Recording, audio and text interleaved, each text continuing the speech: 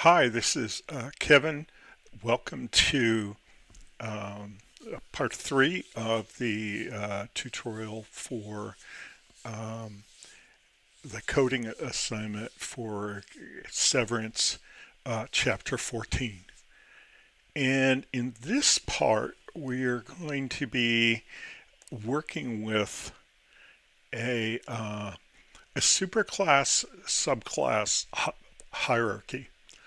And it's going to be in a class called My Vehicles Starter. Well, it's a Python module called My Vehicles Starter.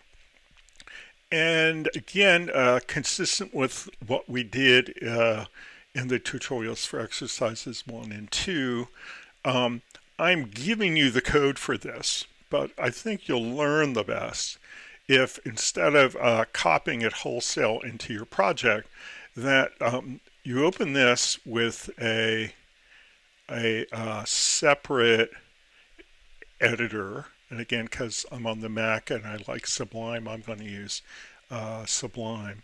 And then copy the code with me as I build this and test it. Okay, so again, this is called My Vehicles Starter.py.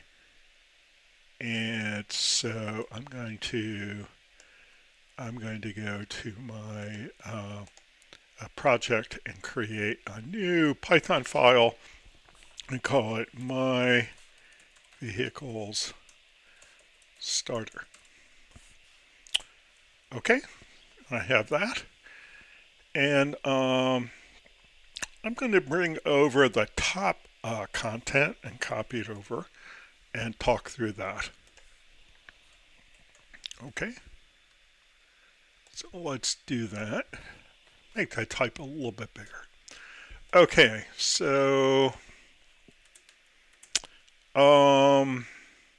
there's a docstring module. It contains the vehicle hierarchy of classes and related test code. The classes at the top of this supertype subtype hierarchy is the vehicle class. So I named the hierarchy after the superclass. That's why I call it the vehicle hierarchy of classes. Okay. Um, we have we have an import of data class from the data classes module. We are importing IS430 unit test helpers. We've already brought that over from the starter files. And oh, you know what is interesting here? I seem to have done two versions of these imports. And again, I'm going to fix that, and hopefully that'll be fixed in the one that you get with your starter files. So this is the better import from IS430 unit test helpers import assert equal and assert equal float. Okay, and so it is possible to take all the classes for a class hierarchy and to put them in the same file, in the same .py file. And it's probably also possible to break them up in a more sophisticated way. It's going to serve us well to have them all be in the same file, in the module file, the one that we're calling My Vehicles Starter. Okay, and we're going to define these in hierarchical order. Okay, so the first one is going to be the superclass. Okay, and we're going to say that it's a data class. Okay, and the class is vehicle. and I say in the doc string a superclass to represent a vehicle. Okay. Now, even though I say this in a comment, I just want to point out that superclasses are just classes. What makes them a superclass is that we use them as a superclass in some other class that's a subclass. Okay, but you can't tell apart from this comment. Um, uh, Python doesn't require us to mark a superclass in some particular way. Okay. And what we have here is we have a list of instance variables. Okay, and what I'm giving you here is enough information that we would be able to take a whole group of vehicles for a particular state. In our case, the data is going to come from Illinois because I'm teaching this class at the University of Illinois in the spring of 2022. And as a warning, I want to say that the vehicles that we're doing here, that this doesn't really represent the policy as implemented in the state of Illinois. It's a pretty simplified policy. These classes are going to be used to keep registration information for vehicles of different types, including, before we get done, cars, trucks, and motorcycles. Okay? And we're going to use these to calculate how much we're going to invoice the owners for their annual registration fee. And the rules for this have been simplified. So these were inspired by my ideas about what they maybe should be, but they definitely are not the rules as they're implemented in the state of Illinois. Okay, so here's the information that we're keeping for every vehicle. Again, because this is a superclass, this is the common information that's going to be used by all of the subtypes. Okay, so we're going to keep the first name of the owner, a string, the last name of the owner, a string, street address 1, that's like 1234 Main Street, a string, street address 2, that's things like apartment A, unit D, okay, city, state, zip code, make, model, year, color, and vehicle ID. That's like vehicle ID number or VIN, VIN. Okay, I decided that we're going to call ours vehicle ID. So these are all common fields, common instance variables that will be used by all of the subtypes. Okay. Now, I want to point out that we're using the data classes a feature that was introduced to Python in Python 3.7. It is a really nice, simple way to create classes for holding a data, which is what we're going to use it for. Okay. If we were to code these by hand, they would be a lot more work if we weren't using the data class feature. And maybe we could use a lot more sophisticated class features if we were to do that. So this is sort of a simple version.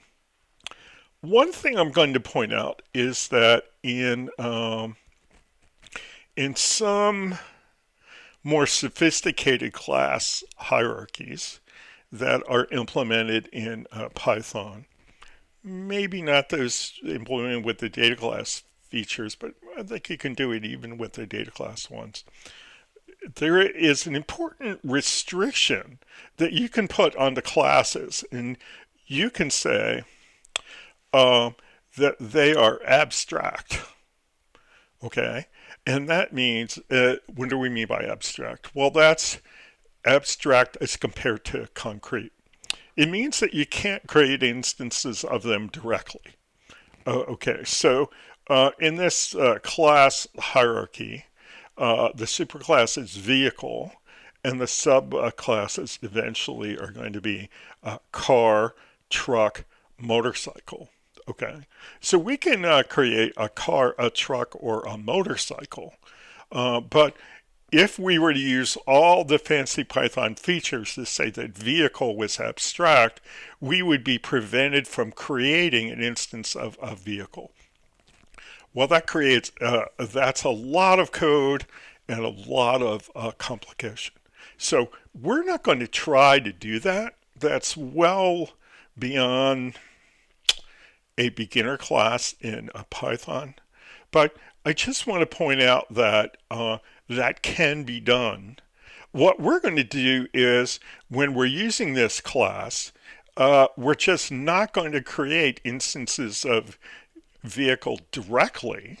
We're only going to create instances of the subclasses car, truck, motorcycle. Okay, but we haven't used any of these advanced Python features that would enforce that. So, having done this, having created the superclass, let's go down and start with our unit testing. Okay, and I am going to copy the beginning of the function main, and I'm going to paste it in. So I'm going to copy main and all the way down through unit test 1, test the vehicle constructor. Okay, so I'm going to skip 2 here and put that in. And also I'm going to go all the way down to the bottom.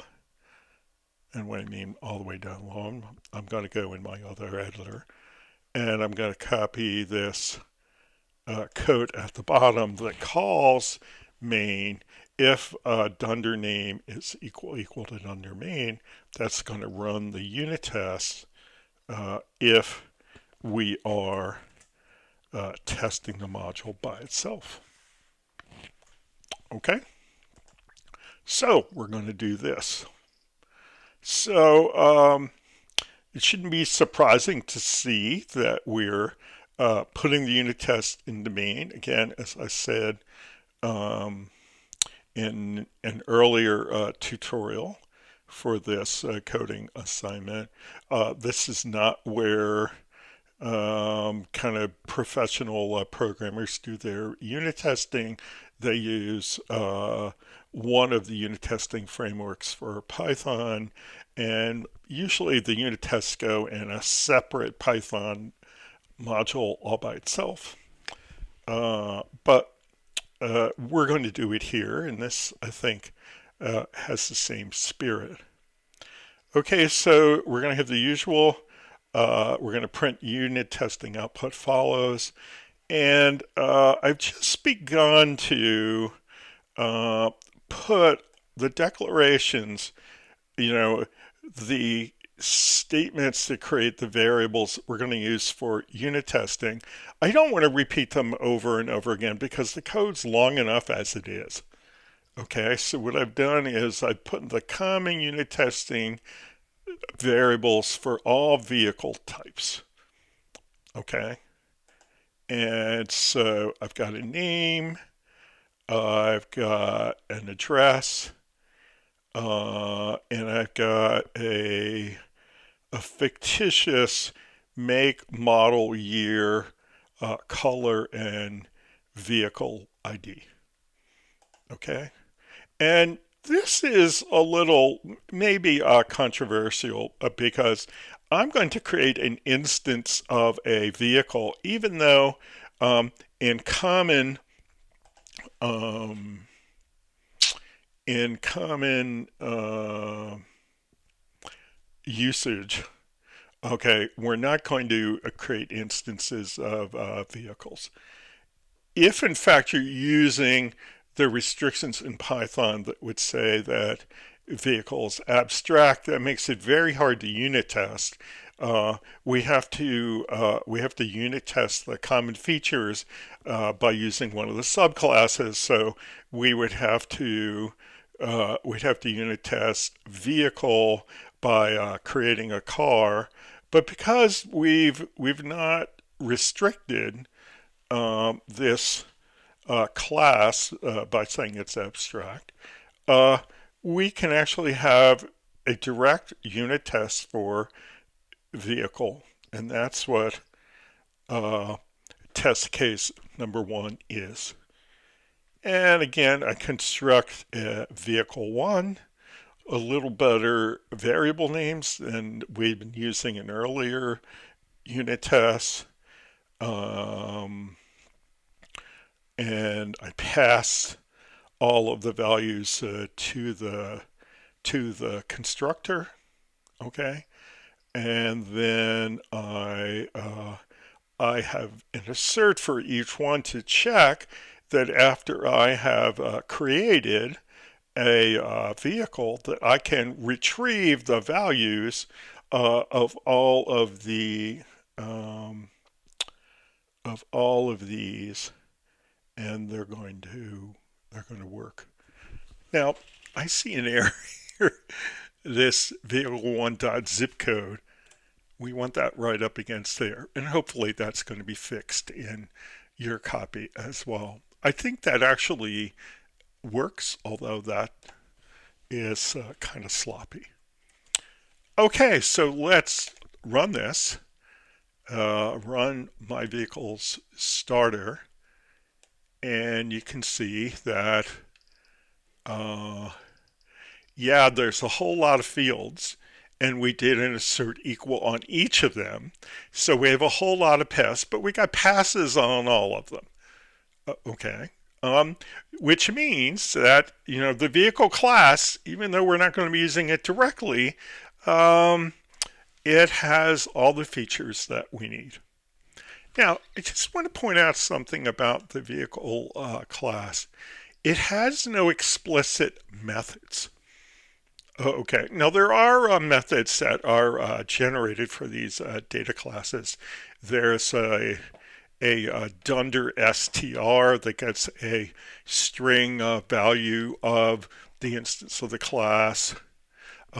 There's a dunder repr, R-E-P-R, that gets essentially the same string representation of the class. And there are some other generated methods that are built by the data classes feature. But we have no explicit methods. Okay, there are no common methods for this superclass. There's common data, if we look back here, but there's no common methods. Okay. All right, so that seems to be working. Let's go on and add the code for car. Okay, so I'm just going to go over, I'm going to go back to my separate editor, and I'm going to copy over the car class. And typically these are listed in hierarchical order, right? It's a pretty simple hierarchy, right? So let's take a look at that. I'm just going to close the test window so we can see a little more code all at one time. Okay, so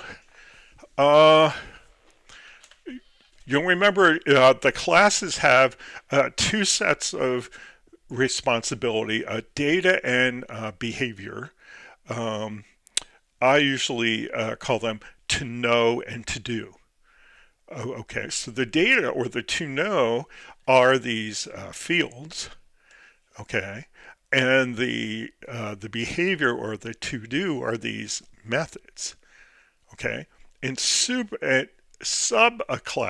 or child classes have all the capabilities of the superclass, or the parent class is probably a better way to describe it, plus their own.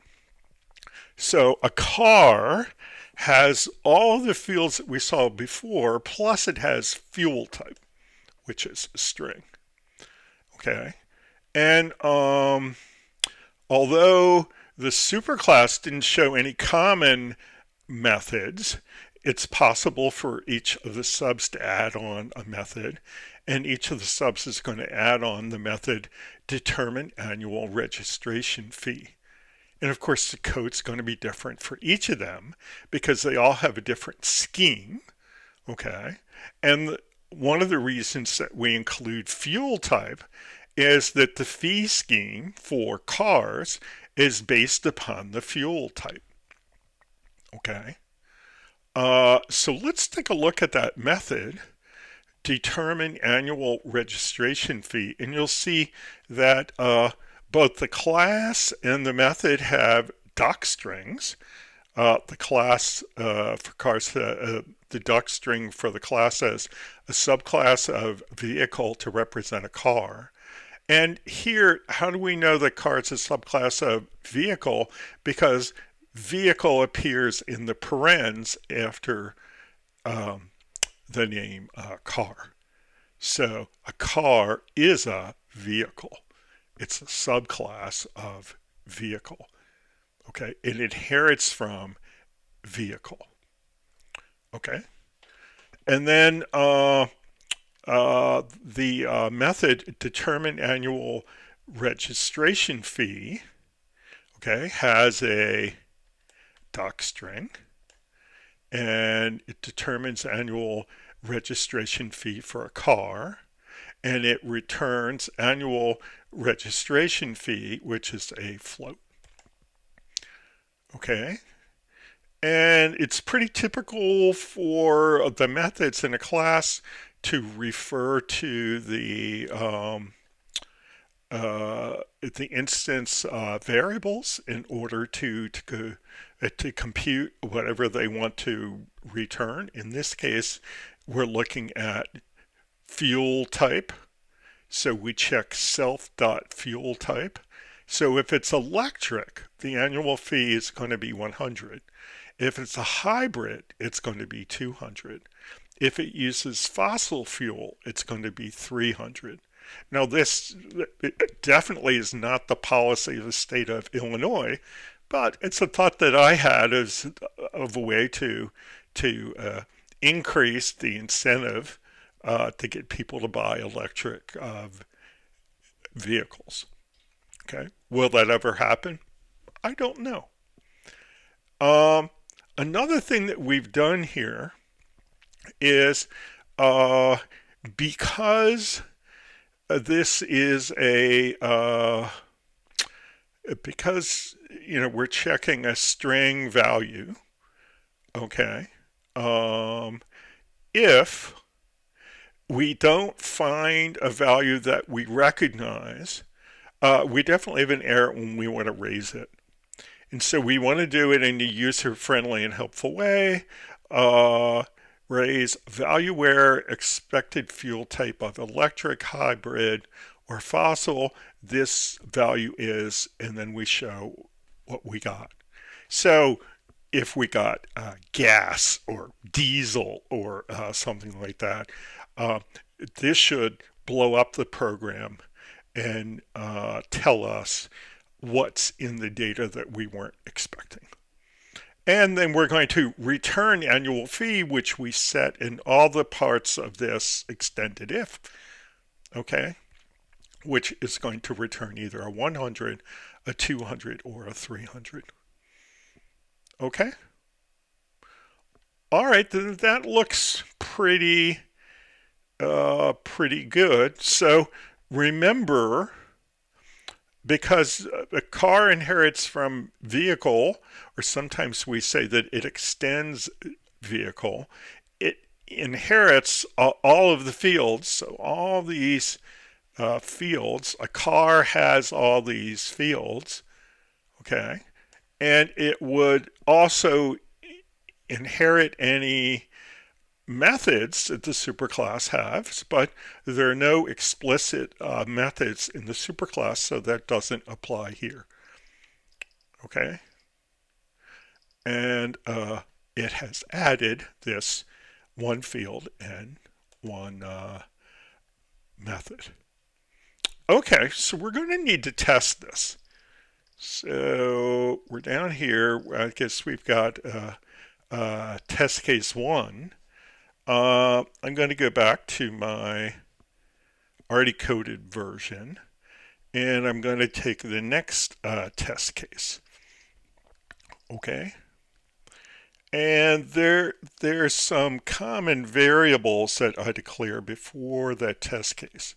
So I'm going to get test case 2 and the common unit testing variables for the car subtype. So let's bring those over. Again, we skipped one line because we're in main. Okay, and let's take a look at this. So we don't want to skip 2, we want to skip 1. Common unit testing variables for the car subtype. So all of the variables that we declared up here in the beginning, they're still active. Okay, but if we want to update the volume, we want to update the values and make them more appropriate. Well, we'll do that. Okay, so what are we updating? Well, the expected year 2022, expected color green, expected vehicle ID car 1, 2, 3, 4, 5, 6, 7, 8, 9. Okay, and now we want to test the car constructor, and the expected fuel type is electric. And I've decided this is going to be a Nissan Leaf. Okay. And I call the constructor, we're calling the variable that holds reference to the instance car 1. And then I come down here and I do a typical unit test for a constructor. I construct the instance and then I retrieve all of the fields, including the fuel type, because it should have all of these, and I check that I've actually recorded the value. Okay? So, let's run that.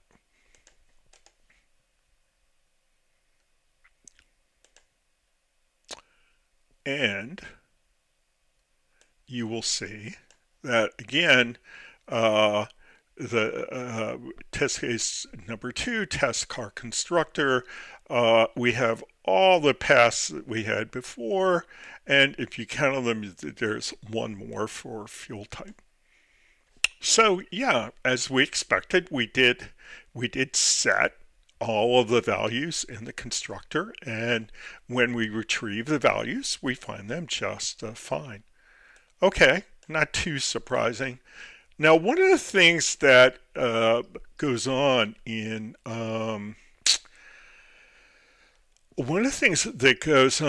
these data classes, and part of the magic that I think is really good when we create superclasses and subs, is the data classes infrastructure creates a constructor for sub classes that's expecting us to pass in all the fields for the super plus any additional fields for the sub, and we didn't have to do anything to make it do that. And this would be a lot. If we had to make that constructor ourselves, it would be a lot of work. So I think this is really a super feature. Okay. All right, so that seems to be working. Are we done unit testing car? Well, no, we've tested um, the additional field and we found it just fine. But we need to test this. Uh, we need to test the method that calculates the annual fee. So let's go over to our already coded version and let's bring over the test case 3 and add that to our code.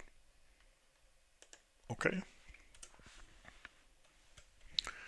And let's see what this does. Test case 3, test car, determine annual registration fee, fuel type equal electric.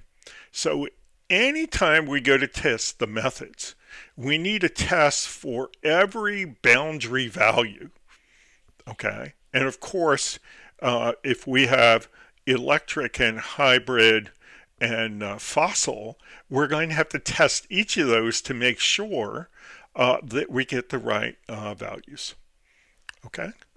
So the expected fuel type is electric. Nissan Leaf. I don't think we had to repeat those because we had them from the prior test case, but I did. Whether that's a good habit or a bad, I haven't decided yet. The expected annual registration fee is $100 because it's electric. Okay. And we are going to construct car 2. Okay, this is a different instance. We gave it a different variable name. And we come down here. Remember, we pass the fuel type. That's the last thing. And the only thing we're going to test is, did we get the expected annual registration fee that we expected? It's a float, so we're going to do an assert equal float. Okay, and so we've got the expected registration fee. We're going to call the method to determine the annual registration fee, and we want it to be correct within 1/10 of a cent. Okay, let's give ourselves another blank line, and let's run that test. And it passed. That's great.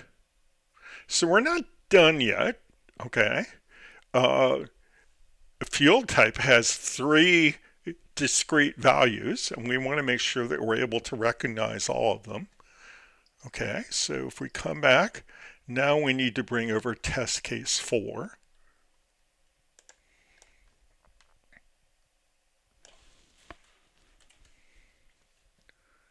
And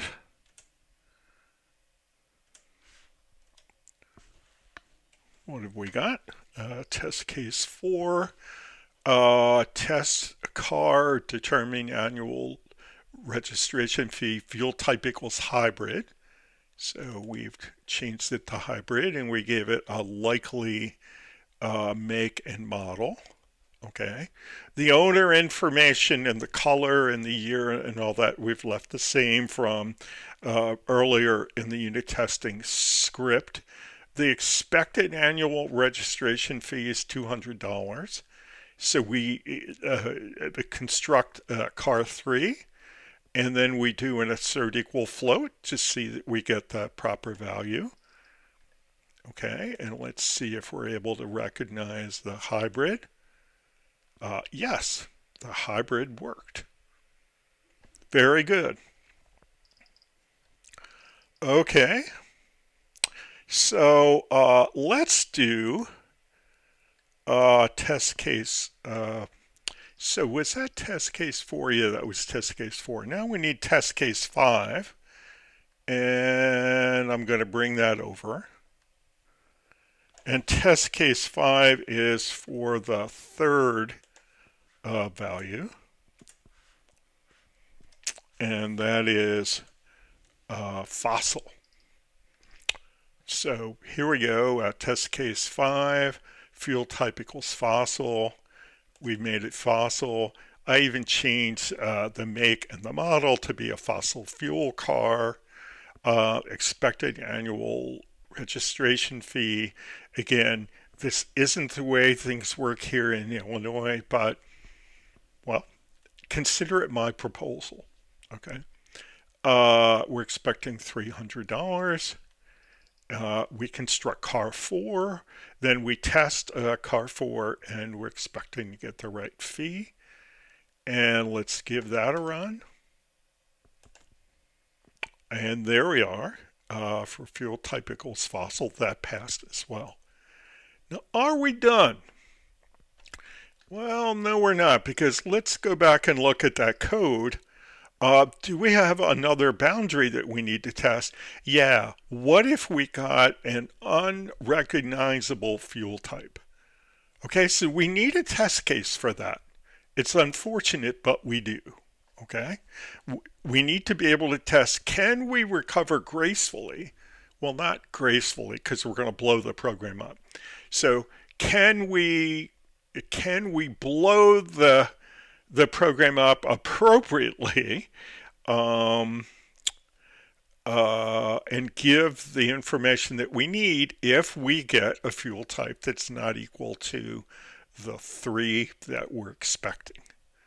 Okay? All right. So the last one was unit test 5. So unit test 6. Unit test 6 is more complicated. Okay. And it can be challenging for the beginner. But I've decided that, well, we want to know how this really works. Okay. So it looks like I'm missing an import. So in IS430 unit test helpers, there's a constant called past, and I decided I wanted to print it, but of course I haven't imported it yet. So if I right click on this, show context actions, import,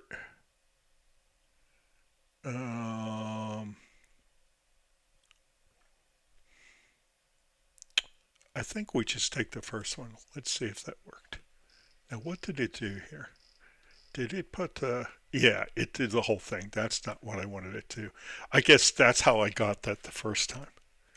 What I want to do is just include on this list the constant past. That's what I wanted to do. I wonder how I got that odd import, which is not the kind of import that I use. Okay. So IS430 unit test helpers passed. Okay. Now why is that not working?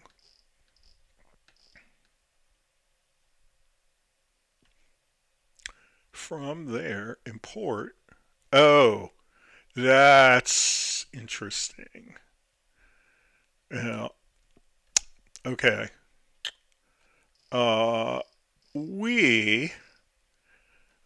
Because we've explicitly imported it, we're not required or allowed to prefix it.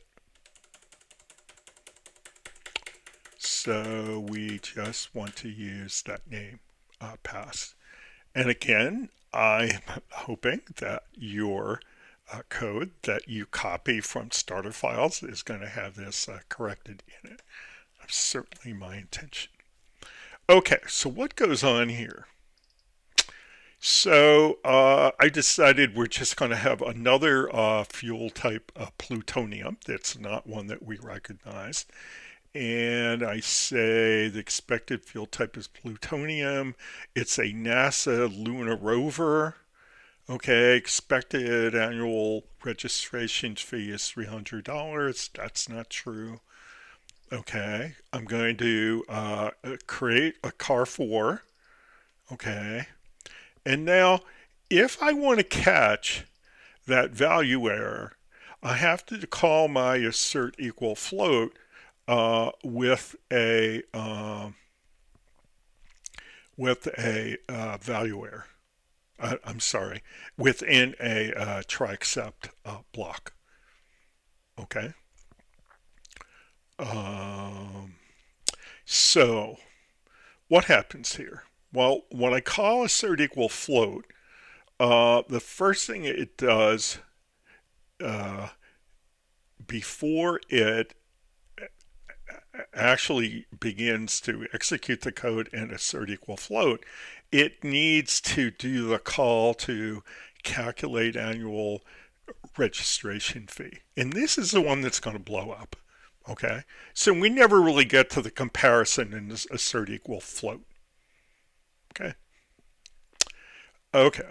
So, um, oddly enough, when you're doing this kind of a test, okay, and it seems kind of backwards, okay, um, if you succeed in running the assert equal float without raising that error, well, that's an error, okay, because what you're trying to test is that it raises the value error.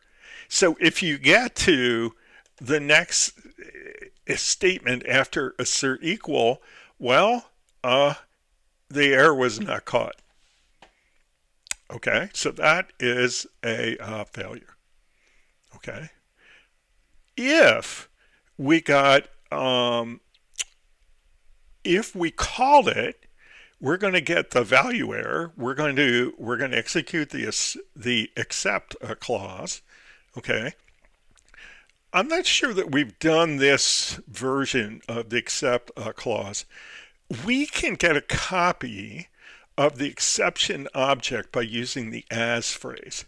So we say accept value error as VE. So we get a copy of the value error uh,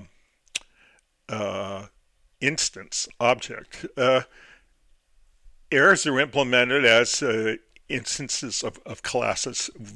Value error is a class. Okay. So if we call string on a value error instance, VE, okay, it should give us the message that we put into the exception. And of course, this should match what's in our code. Expected fuel type of electric, hybrid, or fossil, this value is plutonium. Okay, so if we got the right message in the value error object, well, we're going to print that we passed. Else, we're going to print that we failed, unexpected error message, and then we print the value of VE. Okay, so I know this one's a little dicey. Okay, and but it works. Okay, let's prove that it actually works. So let's run this. Okay, and fuel type plutonium. Okay, we didn't see it blow up. Why not? We just saw pass. Well, because it blew up, it went here, it checked the string, it had the string value that was assigned to the value error object was what we expected it to be, so we print passed. Pretty cool, huh? I think so. All right, that's our hardest one yet. So, do we have car working? Yeah, we do. Okay. Now, could we begin to use the car class? Yeah, we could. We're not going to do it here because we're going to want to be using the two subtypes, car and truck, before we go on to do the next thing, which is to actually use the hierarchy. Okay, we'll do that in exercise 4. Okay, but here when we're working on exercise 3, we are going to um, uh, we've got the car class working. Now we're going to go and make the truck class work. Okay, good. So where would we put the truck class? Well, we usually put these things in the order of the hierarchy. Okay, so now we've got vehicle, then we've got car, and right after that we're going to put truck. Okay, eventually, when you get to the exercise, you're going to come back and add motorcycle. So you'll put that after truck. Okay, so let's go find the code for truck. Okay, and I can see I've already accidentally given you the code for motorcycle. I'm going to try not to do that. Okay. Uh, it's hard to kid all these things up and get them exactly right. Okay, so here we have uh, truck. All right, and let's get down to the point where we've got two blank lines before me. Okay, let's look at truck. So class truck extends vehicle. So a truck is a vehicle. Okay, it's going to inherit from vehicle. Okay, the docstring a subclass of vehicle to represent a truck. It has one additional instance variable, gross weight, that's an integer, and it has its own implementation for determine annual registration fee that's different than the car one. Okay, and not surprisingly, the annual registration fee is the function of gross weight. Okay, so and it's got the doc string for the class. It's got the doc string for the method. Okay, and those are parallel to what we did for car. Okay, so we've got an if else. Okay, so it turns out that if the gross weight of the truck is less than 14,001 pounds, the annual fee is $400, else the annual fee is $700. Okay, and again, is this true in Illinois? No, it's not true. It's lower than this, and there are a lot of breakpoints. But what I didn't want to do was to give you a lot of unit testing to do. Okay, so now we've only got two cases that we have to test. Uh, do you have to test for exceptional values like less than 0 and more than 1,000? Okay. Well, if it turns out that that's if that's important to your programming work group or your organization, well, you certainly could. But all we're going to do is we're going to check for this boundary value, and we're going to either do 400 or 700. Okay, we have no check that's going to throw a value error. And again, we're going to return annual fee, which is a float, either 400 or 700. Okay. All right, so we need to add the unit tests for truck. So they're going to go down at the bottom. Let's see how many unit tests we have already. That tricky one that we just did of the NASA lunar rover was test case 6. Okay, so let's go find test case 7. And right before test case 7, I've got some common variables for truck test cases.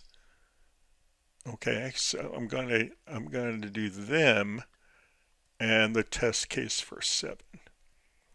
And again, I'm expecting you to copy these over.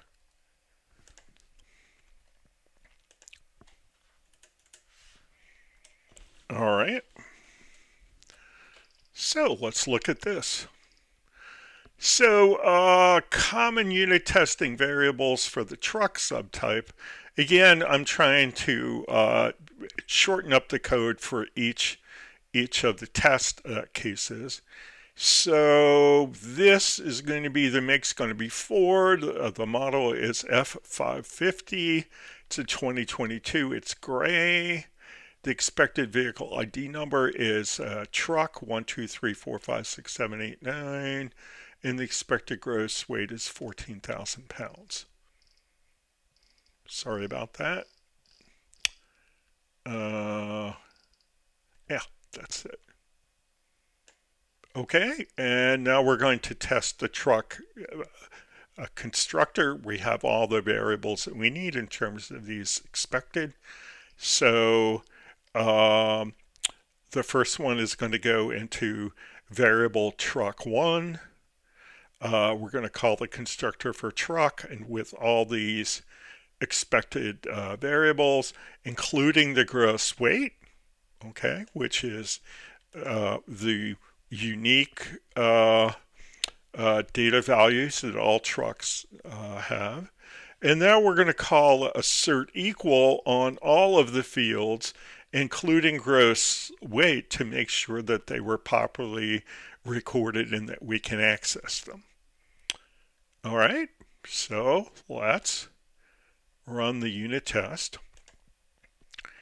And we're going to see that we got unit test 7. And again, that's a lot of passes, but we tested that we were able to retrieve all the fields. So the constructor is working just great, which is a constructor for constructors for sub classes have a trickiness if we're going to code them by hand. And it's really nice that the data classes feature takes care of all of that. Okay, are we done? Well, we're not quite done because we haven't tested the method that computes the annual registration fee. Okay. So let's bring over another test case, test case 8. Okay, and test case 8 is going to compute that for us.